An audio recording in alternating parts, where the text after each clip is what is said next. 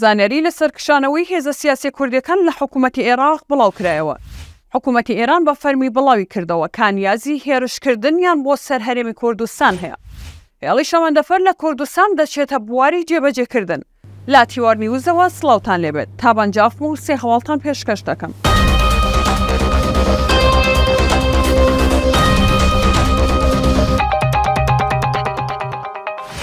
ئەمڕۆ بەیانی دووشەممە تیوار نیوز بڵاوی کردەوە ئەگەری کشانەوەی هێزە کوردیەکان لە حکوومەتی عێراق تاوتوێکراوە.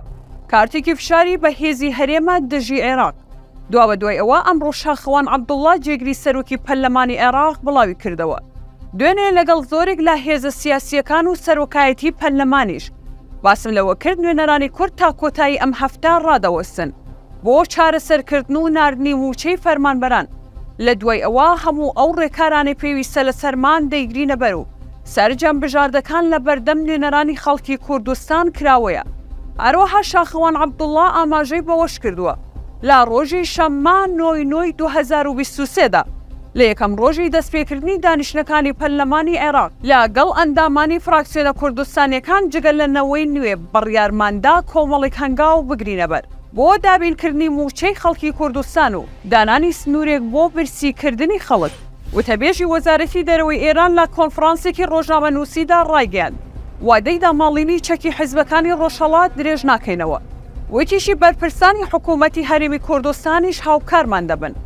ناسر کەنعانی وتەبێژی وەزارەتی دەرەوەی ئێران لە کۆنفرانسێکی ڕۆژنامەنووسیدا ڕایگەیاند با بەرپرسانی عێراق و حکوومەتی هەرێممان ڕاگەیاندووە ئێران ئامادە نییە وادەی داماڵینی چەک لە حیزبەکانی ڕۆژهەڵات درێژ بکاتەوە.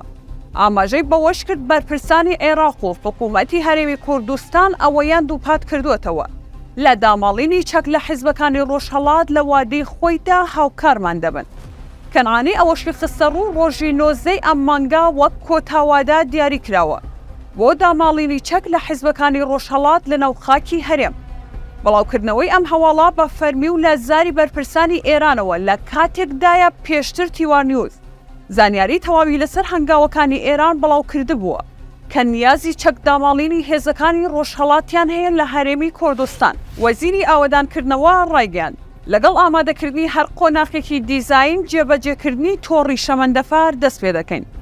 ڕۆژی دووشەممە 11 نۆی 2023 لە ڕێوڕسمێکدا کە لە هۆڵی سەعد عەبدوڵڵا لە هەولێر بەڕێوەچوو با سەرپەرشتی دانا عەبدولکەریم وەزیری ئاوەدانکردنەوە و نیشتەجێکردن دەرئەنجامی لێکۆڵینەوەی بەهای ئابووری بۆ پرۆژەی دامەزراندنی تۆڕی شەمەندەفەر لە هەرێمی کوردستان ڕاگەیەنرا. لا وتارێکیشدا وەزیری ئاوەدانکردنەوە و نیشتەجێکردن پرۆژەکەی بە ستراتیجی و گرنگ بۆ هەرێمی کوردستان و ناوچەکان ناوبرد و ڕایگەیاند. دوای تەواوبوونی ئەم قۆناغا هیوادارین لە نزیکترین دەرفەتدا دەست بکەین بە قۆناغی دیزاینی پرۆژەکە. بە پێی ئەو بەرنامەیەش کە دامانناوە لەگەڵ هەر قۆناغێکی دیزایندا جێبەجێکردنی ئەم قۆناغانەش دەست پێ دەکەین و چاوەڕێ ناکەین تاوەکو هەموو دیزاینەکە تەواو دەبێت.